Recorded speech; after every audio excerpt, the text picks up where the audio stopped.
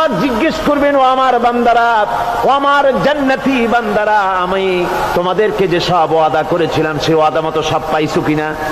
আমি ওয়াদা করেছিলাম আমার জন্য রাত জেগে যদি তাহাজ্জুদের নামাজ পড়ো, নামাজ রোজা হজ যাকাত যদি করো, আমার দিন কায়েমের জন্য যদি আন্দোলন করো, রক্ত যাও, আমার জন্য যদি কষ্ট করো, শহীদ হও, তাহলে আমি তোমাদেরকে জান্নাত দেব। যত ওয়াদা করছিলাম তা পেয়েছো কিনা?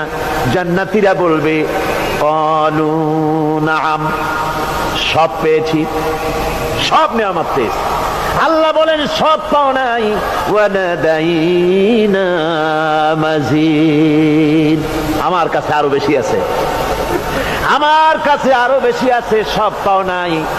জান্নাতীরা বসে থাকবেন, বুঝতে পারবেন না, এত নিয়ামত পেয়েছি, আল্লাহর কাছে আরো আছে। আল্লাহর নবী তখন মুখ খুলবেন, নবীজি বলবেন রব্বুল আলামিন, জান্নাতীরা বলতে সাহস পেত